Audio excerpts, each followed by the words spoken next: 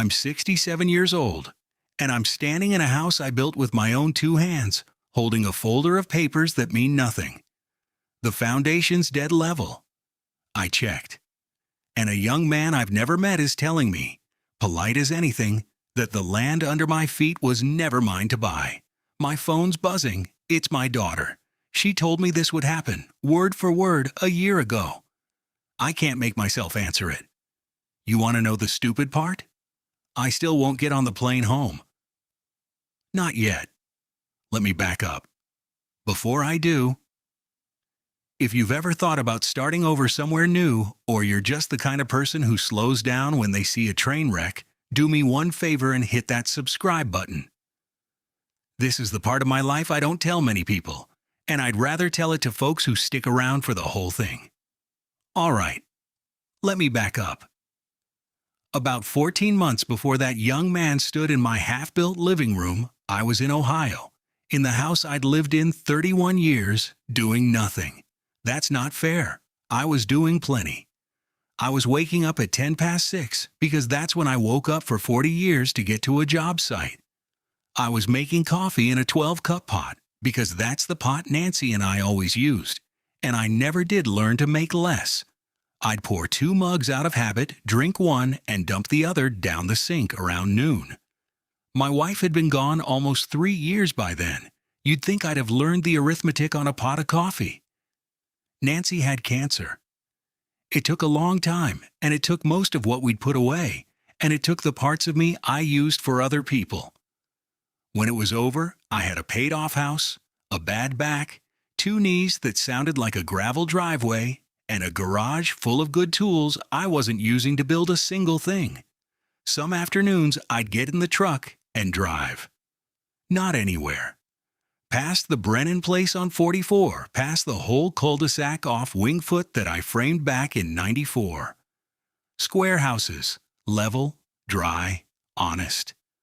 I'd sit at the light looking at somebody else's kids' bikes in a driveway I poured, then drive home to a mailbox I'd more or less stopped opening. My daughter Linda called every Sunday. She's a nurse, runs a whole floor at a hospital down in Columbus. And somewhere along the way, her Sunday calls stopped being calls and turned into assessments. Was I eating?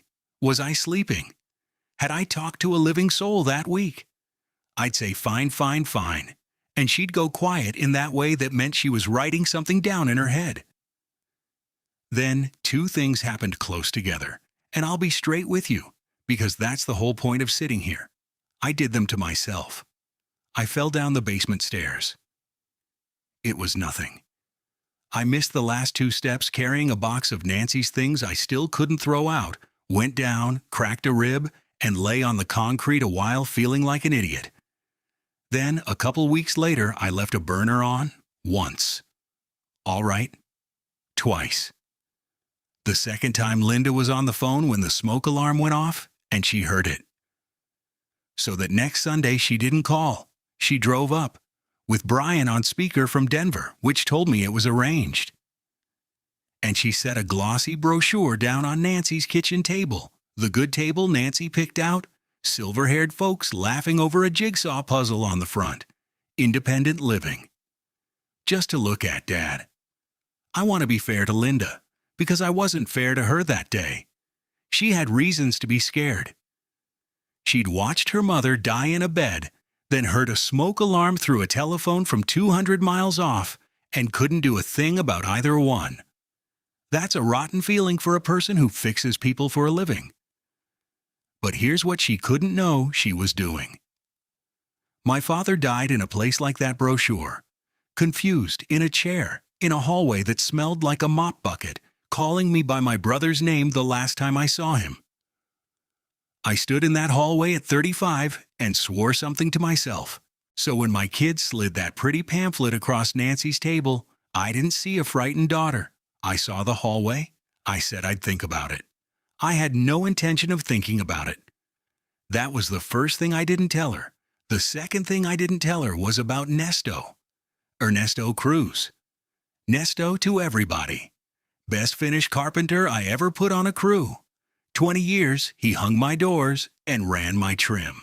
hands like he could feel the grain thinking. Came over from the Philippines young, raised his kids in Akron, and now he was doing the thing I was apparently too stubborn to do. He was going home. A place called Dumaguete, down in the Middle Islands, where he still had family and a lot he'd bought decades back.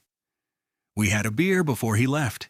He showed me pictures on his phone, not postcards. His cousin's kitchen, a fish market street, an old man playing chess at a plastic table by the water. And he said, wiping foam off his mustache, "Easy as anything. Cliff, come see it. Man, like you'd live like a king down there. Cheaper to build a whole house than to fix your kitchen up here." I laughed at him. Then I went home and couldn't sleep, and around 2 in the morning I started typing. I'll tell you something embarrassing. I fell down a hole on the internet like a teenager. Night walking tours of Dumaguete. The whole place lit up warm, motorbikes everywhere. Forums full of men my age comparing doctor visits that cost less than my copay. I got out a legal pad. I do everything on a legal pad. And I ran the numbers, because numbers don't lie the way videos do. Social Security was running me about $2,300 a month. In Ohio, that's property tax and insurance and a furnace that's fixing to quit and not much dignity left over. Down there, from what I was reading, a man could live decent on 12, maybe 1,400. Not a vacation. The rest of your life, with a little margin. And it scared me. Don't think it didn't. Storms half the year. Heat that doesn't let up. An ocean between me and everything if a knee finally went, or worse. Who catches you when you fall? That question was already sitting in my head before Linda ever said it out loud, and I just kept flipping the page on the legal pad so I wouldn't have to look at it. Somewhere in there I read the thing that should have stopped me cold. Plain as day, 3 different sites saying the same words. Foreigners can't own land in the Philippines. Can't. Not the dirt. You can own a house, a building, a condo box up in the air. But not the ground it stands on. And you know what I did with that? I'm a man who built 200 houses. I read prints for a living. I looked at "you can't own the land," and I thought, there's a way around everything. I'll figure the paperwork like I always figure the paperwork. Remember that. That one sentence in my own head cost me nearly everything I'm about to tell you. I didn't announce any of it. Not my way. And anyhow, I knew what the announcement would sound like. I called a fellow who flips houses, and he offered me cash, well under what the place was worth, if I'd close in 3 weeks. I said yes so fast he thought I'd misheard the number. I sold the truck. Sold most of the tools to a young guy starting his own crew. Kept a few. Kept the good ones. And I bought a one-way ticket to Manila with a hop down to Dumaguete. One way. I remember my thumb hanging over the button. Round trip was barely more money. I bought the one-way on purpose and told myself it was to save a few dollars. It wasn't. I called Linda after the house was sold and the ticket was bought because I'm a coward in exactly one direction, and that's it. You did what? It's done, sweetheart. Closing's Friday. The Philippines. Dad, you've never even... The Philippines? She kept starting sentences and hitting a wall. Then Brian got on and just sort of sighed and said, "Do what you want, Dad, you always do." Which hurt worse, coming from the quiet one. Linda didn't yell. That would have been easier. She went calm, nurse calm, and asked me the practical things, and I didn't have good answers, and that made us both angrier. Who's your doctor? What's your visa? Who do you know there besides one retired carpenter? And then, right before she hung up, quiet. Who's going to catch you, Dad, when you fall? Who catches you over there? I said Nesto knew people. I said I'd been catching myself my whole life. Then I ended the call, because I was losing it, and didn't want her to hear. The morning I left, I packed like a man who figured he'd never see the place again, which is to say badly. Suitcase too big, One wheel cracked so it pulled left the whole way through the airport like a shopping cart with opinions. I read Linda's last text about 40 times at the gate. Please, just keep your phone charged so I can reach you. And I didn't answer it, and nobody came running through the terminal to stop me, and some small, ugly part of me had been waiting to see if they would. I did pack one thing careful. My father's folding rule, the old brass and boxwood kind that opened section by section, still dead true after all these years. Don't ask me why. I wrapped it in a sock and set it in the middle of the case like it was the valuable thing. Maybe it was. It was the one thing I owned that would tell me the truth about anything. Length, square, level. You point it at a problem and it doesn't flatter you. I'll spare you the flying. 20-some hours, an old man folded into a middle seat, an empty aisle chair beside me where I kept half-turning to say something to nobody. Dumaguete came up out of the dark as a little grid of lights on black water. The heat hit me on the jet bridge like stepping into a running dryer. Inside it was all tile and fluorescent light and fans turning slow overhead. More people than I expected crowded up against a railing calling out names. And outside, a whole swarm of little three-wheeled motorbike taxis I'd learned to call tricycles. I'll admit the thought I had, because I promised the embarrassing parts too. Riding in from the airport, I looked at the small houses along the road, the tin roofs, the open front shops lit by a single bulb, and my first thought, a man who'd never really been anywhere, was, my God, these people have nothing. I'm ashamed of it now. It was exactly backward, and it took me about a month to learn how backward.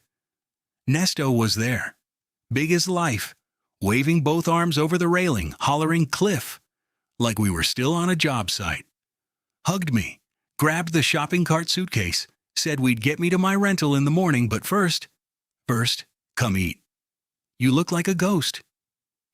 He took me to a little roadside place. A carinderia, he called it. A few plastic tables under a tin awning, a woman behind a glass case of dishes she'd cooked herself. I was jet-lagged stupid, and I pointed at some fried thing without really looking, and the woman looked at me, then at my gray face, and said flat, "No, you want the tinola. Ginger. It's better for you, and it's fresher." Not asking. Telling me. First words anybody spoke to me in that country, and they were a correction. That was Lorna. I didn't know it yet. And while I ate the soup she was right about, Nesto leaned in and said there was a man I ought to meet. An American, been here 20 years, helped foreigners like me sort out property. Fellow named Wade. Knew every trick, Nesto said. Knew how to get a man a house. I should have stayed a tourist. Rented a room, played some chess by the water, gone home tan, and none the wiser. But I sat there with ginger soup a stranger picked out for me, thinking about a hallway that smelled like a mop bucket. And I made up my mind before the bowl was empty. I wasn't there to visit. I was going to build one last house, my own this time. You already know how that turned out. I told you at the start, standing in the shell of it with papers in my hand. What I haven't told you is everything in between. The woman who tried to stop me. And the one thing my father's rule could never measure. The apartment Nesto found me was on the second floor of a concrete building a few streets back from Rizal Boulevard, the seawall walk where the whole town comes out at dusk. 2 rooms, a ceiling fan, a window that looked at another window, $200 a month.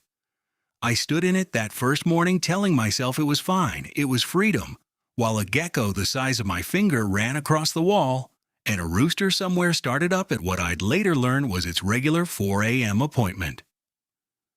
The power went out my third afternoon, just quit. I stood there in the dark with the fan slowing down and my shirt already soaking through, and I had one of those moments where the whole thing looked like the mistake everybody said it was. Then it came back 2 hours later, and I felt foolish for the panic. And that little swing, Bart, this was a disaster. No, it wasn't. That was going to be the rhythm of my life for a while. I got small things right and felt like a champion for it. Learned a tricycle ride in town was supposed to run a handful of pesos, not the tourist price the first few drivers tried on me. Learned where the market was. Learned to carry a load of cash in small bills because half of everything ran on cash and nobody could ever break a big one. I ate at Lorna's most days. Told myself it was the food. I had her wrong at first, and I want to own that, because it turned into the thing my daughter and I nearly broke over. She was friendly, and I'd spent 3 years in a country where nobody was friendly to me without wanting something, so I read it as an angle. She's buttering up the foreigner. When she'd throw an extra piece of fish on my plate and wave off the difference, I thought, here it comes. Some soft sell. Wait for the ask. The ask never came. What came instead? My faucet started dripping so bad I couldn't sleep, and I mentioned it once, in passing, complaining like men do. Next morning there's a knock, and it's a young fellow with a wrench and a quiet way about him, Lorna's son, Marlon, home from nursing school. Fixed my faucet in 10 minutes, wouldn't take a peso, and when I pushed money on him he looked genuinely uncomfortable and said his mother sent him and it wasn't a job. I stood in the doorway feeling like exactly what I was, which was a suspicious old man who'd misjudged some decent people. Let me stop right here for 1 second, because this is about where the whole thing turns. If you're still with me, if any of this is landing, tap that like button. And if you've ever misjudged somebody who turned out to be the best thing that happened to you, tell me about it in the comments. I read them. I mean that. Now back to it. Lorna, I found out slow, was 51. A widow. Her husband had worked ships and died at sea years back. She'd spent the better part of a decade in Singapore wiping other people's parents, sending every dollar home, so her boy could get through school, and her own mother could get her diabetes and blood pressure pills. Now she ran the carinderia, cooked from 4 in the morning, and looked after that mother in a little house behind the market. She didn't need me. That mattered more than I understood at the time. She had a whole life going full speed before I ever pointed at the wrong dish. She set a rule early, too. I got flush one night, feeling generous, feeling like a man of means for once, and told the whole table their supper was on me. Lorna came around the counter, put my money back in my hand where the others couldn't see, and said low, "Don't do that here. People will remember it. And you'll be sorry you started." Then louder, so it was a joke, "Sit down, Cliff, before you hurt yourself." I sat down. She was teaching me something and letting me keep my dignity in the same breath, and I didn't even feel the hook go in. Nesto walked me into the expat scene that first week. A cafe near the boulevard where a rotating cast of gray fellows played chess and dominoes and complained about home. And that's where I met Wade. I'll describe Wade so you can spot the next one, because there's always a next one. American, near 70, deep tan, firm handshake, the kind of man who calls you buddy by the second sentence, 20 years in country. He heard I'd been a builder and lit right up, and for the next hour he treated me like the only man in the room who understood anything. Flattery works on lonely people. I'd know. He talked about property like it was the easiest thing in the world. When I said the thing I'd read, that foreigners can't own the land, he waved his beer at it. Technically. Buddy, everybody gets around it. You buy the rights, you put the land in a corporation or a trusted local's name, and you own your house free and clear. I've set up, 20 of these. Nobody's ever had a problem. There was a moment, I'll be honest, where my stomach did a small thing. He was fuzzy on the specifics in a way that a man selling you a real thing is never fuzzy. Rights, a corporation, a trusted local. Every time I tried to pin a corner down, it went soft in my hands. I noticed it. I want that on the record. I noticed it and I talked myself past it, because he was telling me I could have the thing I wanted. A week later, he drove me out toward Bacon to see a lot. Half-finished house on it. Somebody'd poured a foundation and thrown up block to window height, then run out of money or nerve. Motivated seller, Wade said. Cash. No title headaches, just rights. Everybody does it.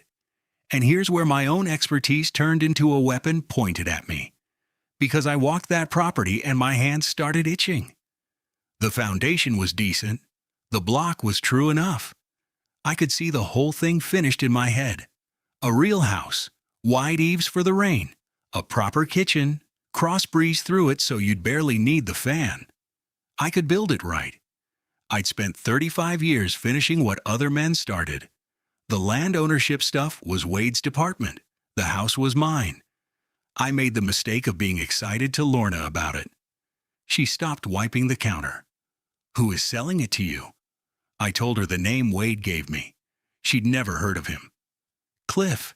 Is there a title? A real title from the registry? Not a tax declaration. I said I'd see the paperwork. Wade was handling it. Her face closed like a door. Tax declaration is not the same as owning. Land here. One lot, sometimes 3 families think it's theirs. Cousins, old grandfathers. It's a mess. You need a lawyer. A real one in town. Not that man from the cafe. And this is the part I'm least proud of in the whole story. I got my backup. This little roadside cook was telling me, how to buy real estate. And I said something like, Lorna, I was reading prints and pulling lot lines before you were born. Cold. To a woman who'd fixed my faucet for free. She didn't fight me. She just looked at me a second, said, okay, Cliff, quiet, and went back to her counter. She was right, and I was going to spend a lot of money proving her right, and we both somehow already knew it. Then a night came that reset something in me, whether I wanted it reset or not. Big storm rolled in. Not a full typhoon, but wind and sideways rain, and the power gone for the whole barangay.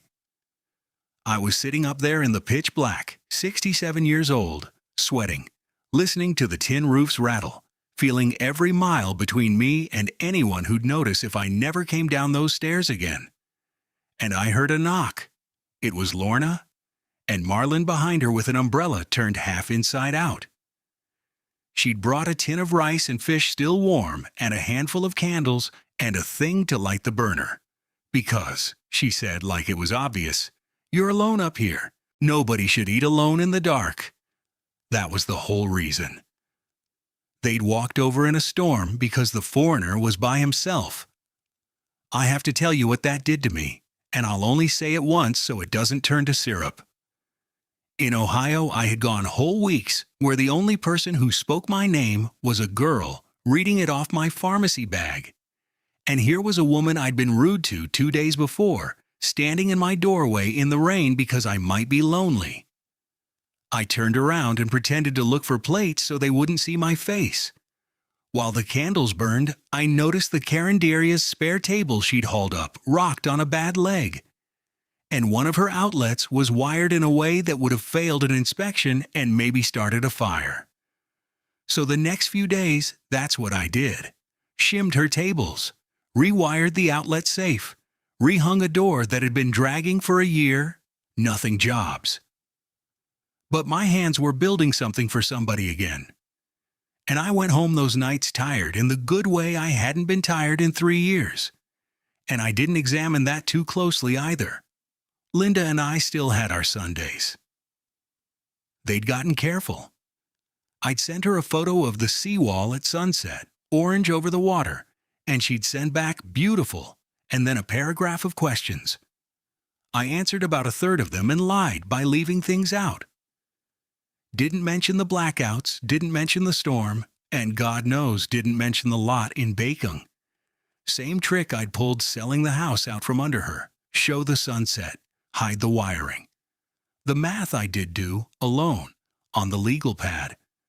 The lot rights and the money to finish the house right came to about $140,000. That was the bulk of everything I had in the world after Nancy's bills and the fire sale on the Ohio house. I sat with that number a long time. I told myself, a house is an asset. You put money into a house, you've still got the house. I didn't write down the part where I couldn't legally own the ground it sat on. I left that line blank on purpose, the way you don't step on a scale you already know the answer to. There was $15,000 I could have locked into a retirement visa deposit, a real one, the kind that gets you the right to stay for good, money you get back later. I chose the house instead. Told myself I'd sort the visa out down the road on tourist stamps. So I was pouring my whole life into land I couldn't own, in a country I hadn't even secured the right to live in. When I lay it out like that now, it sounds insane. At the time, each single step felt reasonable. That's how it gets you, one reasonable step at a time. I paid Wade a big cash deposit, signed a thing called a deed of sale of rights, which sounds official and means less than you'd hope. I skipped hiring my own lawyer because Wade had a guy. I skipped paying for a proper survey because I figured I could eyeball a lot line better than some kid with a tripod. Every corner Lorna told me not to cut. I cut, because a man who's sure of himself doesn't pay other people to tell him what he already knows. We broke ground on the real foundation on a bright, hot morning, and I was happier than I'd been since before Nancy got sick. That's the truth, and it's the trap of the whole thing. It felt right up until the second it didn't. 2 small things happened that week that I filed away and shouldn't have. A neighbor wandered over to watch us dig, an older man, friendly, and he said something like, "Oh, this is the Delgado land." Just chatting. The Delgados, they had all of this back when. Then he moved on. I heard Delgado, and I thought, well, whoever had it before, they sold it. Not my problem. I went back to my string line.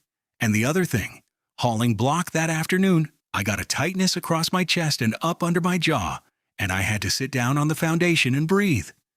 Winded, I told myself. 67 and fat and out of shape in 100 degrees. I sat till it passed, drank some water, and got back up and finished the day. I didn't tell anybody about either one. Not the name, not the chest. 2 little stones I stepped over on my way to the thing I wanted. That Sunday, I couldn't help myself. I stood the phone up against a bucket and video called Linda right there in front of the house, framing walls going up behind me, dirty and grinning. I did it, sweetheart. I bought a house, built it myself near enough. She was quiet for a second, taking in the walls, the rebar, her father filthy and lit up. And then she didn't say congratulations.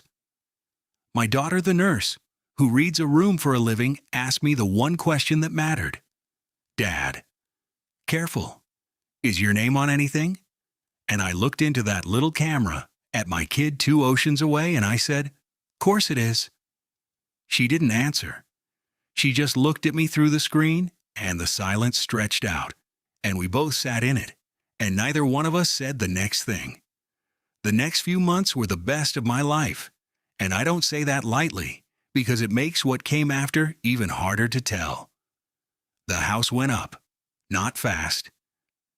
You build in bursts here, around the rain, around a delivery of block that shows up a day and a half late. But it went up, and it went up right.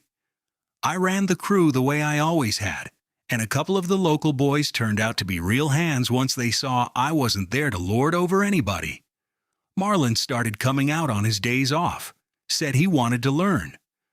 I taught him to hang a door plumb, taught him why you crown a joist, taught him the folding rule, the why, how you can size up nearly anything in the world if you'll just take the measurement instead of guessing. He was quick. I'd catch myself thinking this is what I was missing, and then push the thought down before it could turn into something bigger.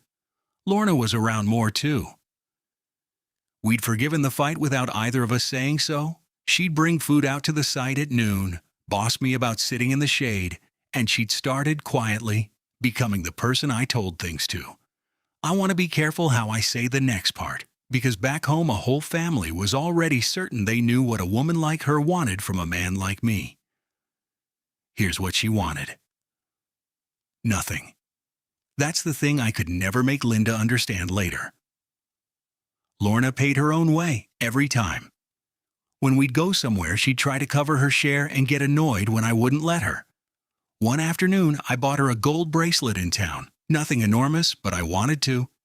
And she wouldn't wear it. Handed it back. "I'm not for sale, Cliff. Return it. Buy me a good knife for the kitchen if you have to spend money." I laughed. She didn't.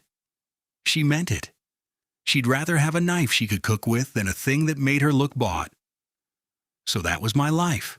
A house rising, a boy learning my trade, a woman who told me the truth and wouldn't take my money. I called Linda less. I'll admit that. It's easier to skip the call when every call means keeping the story straight. Then one Tuesday, a woman came out to the site with a folder, and the whole thing started to come apart. She was about my age, maybe younger, dressed like she'd come from work. Turned out she taught at one of the schools in town, Lourdes Delgado. That name I'd stepped over months back, hauling block. She stood at the edge of my beautiful foundation, looked up at the house I'd framed, and she wasn't angry. That was almost worse. She was sad and certain, the way you are about a thing that's happened to your family before. She opened the folder. Inside was a title. A real one. A transfer certificate of title, her family's name on it, describing land that overlapped mine. The man who'd sold me rights, it turned out, had never had a clean title to sell. Just a tax declaration, that thing Lorna warned me about, a piece of paper that says you pay the tax, not that you own the dirt. And there was a real chance he'd sold the same rights to more than one person besides. "I have a deed," I told her. I actually said that, holding up my worthless deed of sale of rights like it was a shield.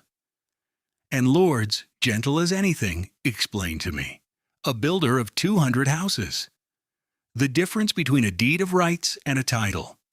It's the difference between a receipt and a key. I did what I do. I tried to control it. I drove straight to the cafe and got Wade, and Wade did his soft shoe. Happens all the time, buddy, all the time. We'll settle it. These old families always want a little something. Don't panic. Then I went looking for the corporation that was supposedly holding my land, the safe legal structure Wade had set up, and I want you to understand what I found. It was smoke. A shell with Wade's fingerprints all over it. A nominee arrangement so flimsy that the more I understood it, the more I understood I had no standing at all. I was a foreigner. I couldn't own the land. Every way around it Wade sold me was a way of separating me from my money while I felt clever. And now, somebody wanted more of it to make the problem go quiet. I still didn't call Linda. I told her my name was on everything. Now I'd have to unsay it, and I couldn't make myself pick up that stone yet. I told Lorna, because I had to tell somebody, or come apart.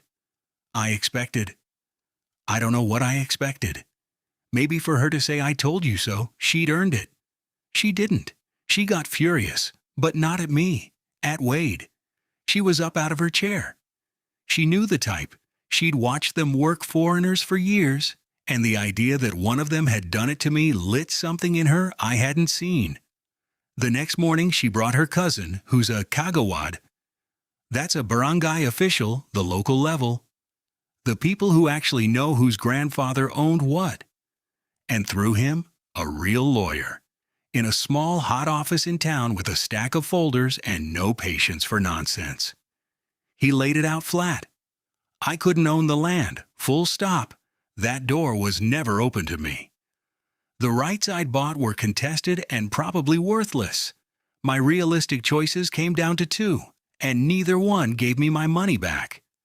I could try to negotiate a long-term lease with the Delgados and keep the house I'd built as a structure, legal and above board, on land I'd rent. Or I could walk away from the whole thing and eat the loss. I sat in that office and did the arithmetic I'd refused to write down on the legal pad.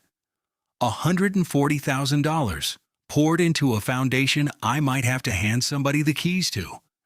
And the lawyer's fees on top, and whatever a settlement ran, and I watched my cushion. the little bit between me and living on Social Security alone the rest of my life. I watched it start draining in real time. And Lorna, the whole while, was spending her own time and a little of her own money helping me climb out of a hole I dug against her advice. That's the answer to the question my daughter was going to fly across the world to ask. But I'm getting ahead of myself again. It was on the site that my body finally sent the bill. I was out there in the worst of the afternoon heat, standing in the shell of the house, on the phone with Wade, who wasn't answering. It was ringing and ringing into nothing, and I could feel my blood pressure climbing with every ring. And that tightness came back across my chest, the one from months before, except this time it didn't pass. It clamped down, went up my jaw and down my left arm, and the world went gray at the edges, and I got a cold sweat all over in a heat like an oven, and I sat down hard on the foundation and could not get a breath. Marlon was there. Thank God for that boy. He was maybe a year into nursing school, and he knew exactly what he was looking at, and he didn't panic, which kept me from panicking. Got me flat, got me still, got somebody to flag down a van because an ambulance out there is a hope, not a plan. The whole ride into town I remember thinking, clear as a bell, Linda was right. Linda was right, and she's going to find out like this. Silliman, the hospital in town, took me in and stabilized me, ran the wires, read my heart, and a doctor told me plainly I'd had a real event and there was a serious blockage, and that the thing I needed done right, the wire and the little stent to prop the artery open, was better done in Cebu. Another island. An hour by plane, a couple hours by fast ferry across open water. And before any of it, somebody had to put down a cash deposit, because that's how it works. You pay to get through the door. I didn't have anybody to call. That's the plain fact of my situation in that moment. 2 oceans for my kids, a bank account I'd poured into concrete, lying on a table in a country I couldn't legally stay in past a tourist stamp. And then the strangest thing happened, and it's the thing I'd want you to remember out of all of this. They came. Lorna never left. Not once. The chess players from the cafe, men I'd known a matter of months, heard through the town telegraph that the old American was down, and they came around. And between them and the Carinderia regulars, they put together the deposit in cash while I was still too foggy to be ashamed of it. Nesto drove. They got me and Lorna across to Cebu. And I'll tell you, crossing open water on a boat when your own heart's the thing that's failed you is a special kind of afternoon. And in Cebu, a cardiologist ran a wire up into my chest and propped that artery open, and near as I can tell, kept me on this side of the ground. It worked. I'm here. But it cost real money, the kind I no longer had a lot of, deposits and the procedure and the crossing and the days after. Between the house going sideways and the heart, my cushion was essentially gone. Social Security would keep me fed the rest of my days. The $140,000 and the safety behind it would not be coming back. I need you to hear that plainly, because this is a story that could sell you a lie right here, and I won't do it. I did not get the money back, ever.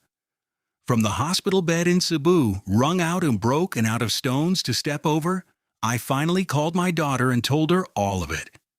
I won't pretty up how it went. I told her about the house I couldn't own, the land that was never mine, Wade, the deed that was really a receipt, and the heart attack that was already 3 days old by the time she was hearing about it. She was quiet the way she gets. Then it came out of her all at once. The fear is anger, which is the only way some of us can get it out. A heart attack. 3 days. You had a heart attack and I find out now. That's it. I'm booking a flight and I'm bringing you home, Dad. This is exactly what I... And she couldn't even finish it. Home. To a house I'd sold. To a brochure with a jigsaw puzzle on it. She didn't say the place, but I heard the hallway again, the mop bucket, my father calling me by the wrong name. And weak as I was, hooked to a monitor, I told my daughter no. She wanted to fix me by managing me, because that's how she loves, and because she was scared to death, and I couldn't let her. We hung up not finished, both of us shaking. Brian called after, which surprised me. And he told me the thing that reframed my whole daughter for me. He said, "You know she promised Mom, right? At the end. Mom made her promise she'd take care of you." I hadn't known. All this time I'd been seeing a bossy daughter filing me away, and it had been a grieving woman drowning in a promise to a dead mother, doing the only thing she knew how to do with it. That doesn't make her right about the facility. But it stopped me being angry, which was its own kind of loss, because angry was easier to hold. I could still go home. That was the thing I kept landing on those first shaky nights, propped up in a rented room in Cebu while Lorna slept in a chair. Linda would send the ticket that hour, but home was gone. Staying meant eating the loss, sitting down across from the Delgados, and building something much smaller and much more honest than the house I'd bragged about on a video call. And Lorna, who'd nursed me through the worst of it, drew her own line right when I was too weak to argue. She told me she loved me. First time either of us had used the word plainly. And then she told me she would not be the reason I stayed if I was going to sit in a chair in 10 years and resent it. And she would not take 1 peso of mine to fix a mess I'd made against her own advice. If I stayed clear-eyed, or I didn't stay. Then 2 things landed in the same week. Both of them roads I couldn't unchoose. Lourdes Delgado sent word through the lawyer. She wasn't out for blood. She was a school teacher who wanted her family's land respected and could use a little steady income. And she'd offered me a real, legal, long-term lease on the lot, or a clean way to walk from it. A door held open by the very family whose land I'd blundered onto. And on the same day, Linda's flight got booked. She was coming, to see the wreck with her own eyes, to assess it the way she assesses everything, and, I had no doubt, to try one last time to take me home. 2 things coming at me across the water, and I still didn't know, lying there with a mended heart and an empty bank account, which one I was strong enough to face. I cleaned that little rental like a man scrubbing for his own trial. That's the truth of the days before Linda landed. I was maybe 3 weeks out from a stent, told to take it easy, and instead I was up on a chair wiping a ceiling fan so my daughter wouldn't see dust. I'd given up the baking dream by then, more on that in a minute, and taken a small clean rental near the market. Walking distance from Lorna's carinderia. I bought a second good chair so there'd be somewhere for her to sit. I went around to the neighbors and to the cafe, and God help me, I as good as asked them to act normal, act like everything was fine. Don't mention the deposit money in front of my kid. Lorna watched me do all this with her arms crossed and finally said, "Cliff, you want her to see a show, or you want her to see your life?" I didn't have a good answer. I kept dusting. Linda came off that plane wrecked. 20-some hours, the heat hitting her on the jet bridge same as it hit me, and she was already cataloging before she got to the curb. The traffic. The tricycles cutting across 3 lanes of nothing. That first night the power went out for an hour, and I watched her sit very still in the dark, and I knew every fear she'd packed was getting stamped and confirmed. She met Lorna the next morning, and it went about how you'd think. Linda was polite the way you're polite to a suspect. And finally, over coffee, she said it. The thing the whole family back home had decided was the answer before they ever heard the question. Something close to, "I just need to understand what you get out of an old man who lost everything." Ugly. But I understood it. She'd flown around the world braced to find the woman who'd taken her father's house. Lorna didn't flinch, and she didn't grovel. She got up, went to a drawer, and came back with a folder of her own. Receipts. Her own money, in with the lawyer's fees. A record. in her small, careful handwriting of what she'd spent and what she'd refused. The bracelet story. She set it in front of my daughter and said, "I told him not to buy that land. I told him to see a lawyer. He didn't listen because he's proud. I'm not the one who took his money. I'm the one who's still here." Then she went to open the carinderia because she had a business to run and a mother to medicate and no interest in performing her innocence for anybody. Linda sat there with the folder a long time. Now, the house. I'd made my decision before she came, and I made it clear-eyed, the way Lorna demanded. I sat down with the Delgados and the lawyer, and I let the big house go. Signed a legal long-term lease on just a piece of it, a fraction of what I'd built, enough for something small and honest and mine to use, on land I'd rent and never pretend to own. I ate the loss. Most of that $140,000 stayed in that ground under somebody else's name, and it is not coming back. And I told Linda every number of it across the kitchen table with the lights working. So let me say the thing the title of my whole sad story promised you plain, because I earned the right to, don't buy a house here. You can't own the land under it. Not through a corporation, not through a trusted local, not through some tanned fellow at a cafe who calls you buddy.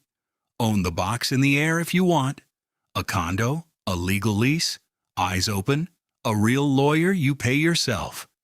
Keep your money where you can reach it.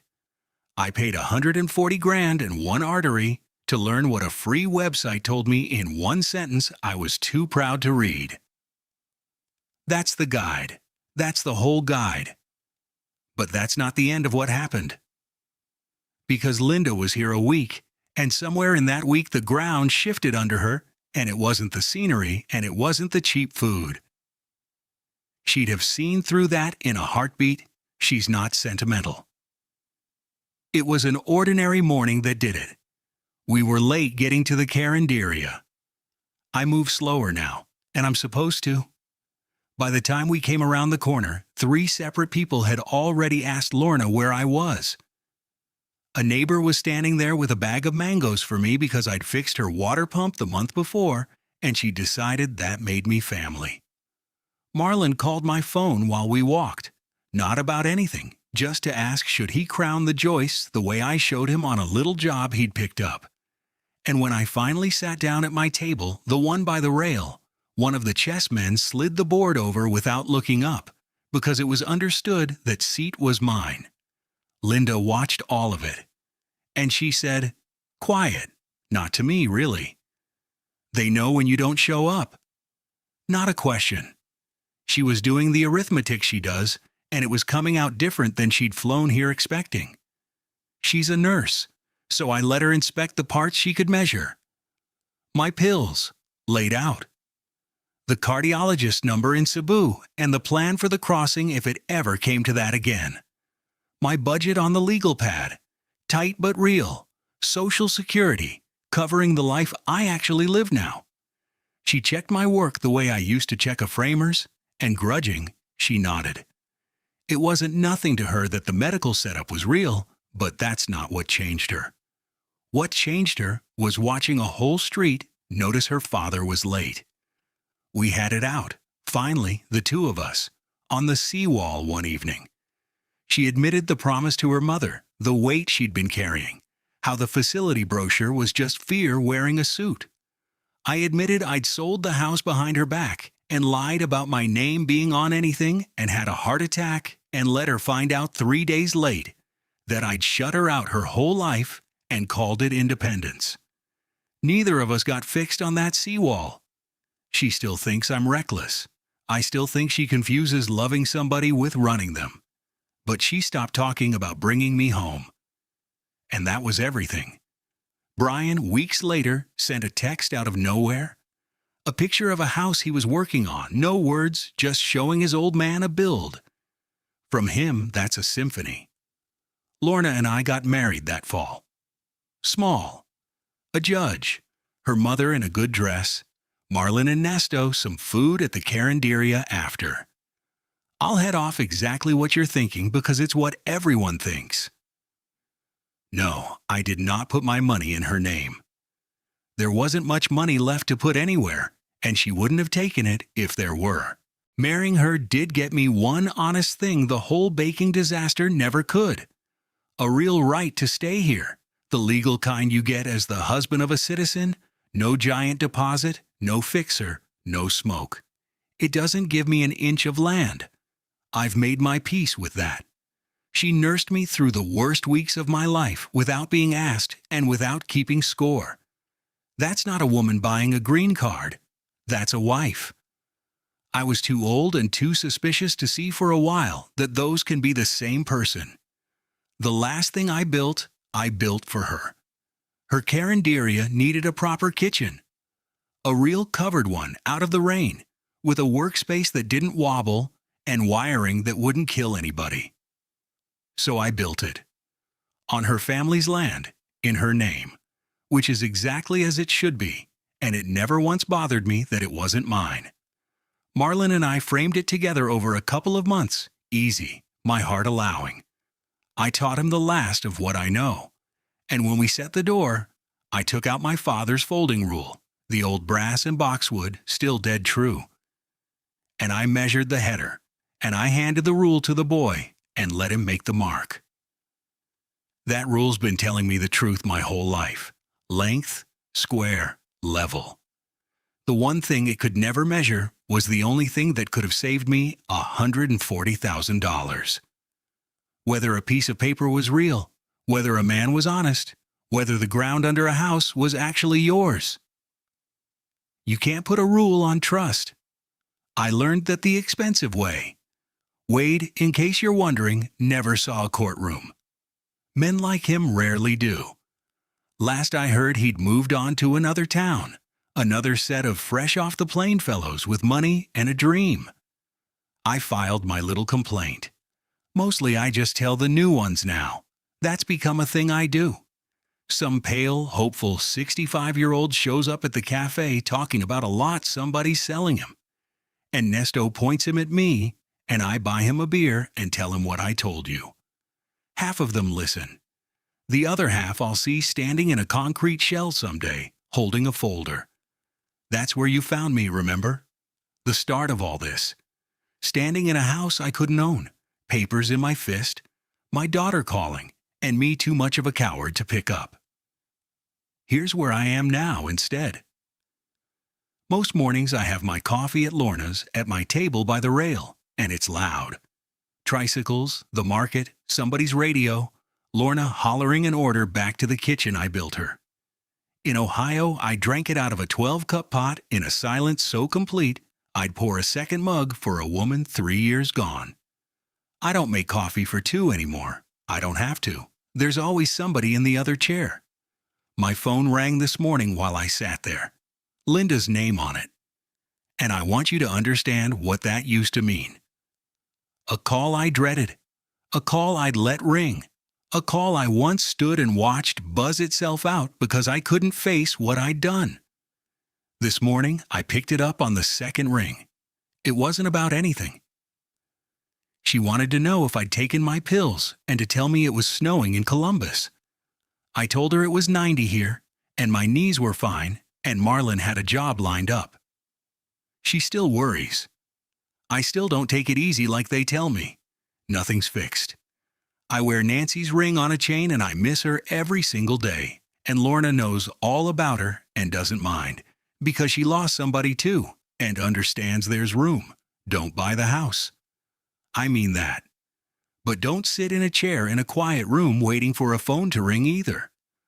I'm broke, and I'm stubborn, and I've got somebody else's name on the land under me. And when I don't show up in the morning, somebody comes looking. Turns out that's the only deed that ever mattered, and it's the one they don't let you buy. Lorna's calling me. The header on the new door's a hair out of level, and I told her I'd shim it. I'd better go measure. And if you made it all the way here with me, thank you. Do an old man a favor before you go. Hit subscribe, give this one a like so it finds the next fellow standing over a legal pad at 2 in the morning, and leave me a comment. Tell me where you are. Tell me if you'd have listened to Lorna, or tell me about your own one-way ticket. I'll be reading. I'm not going anywhere.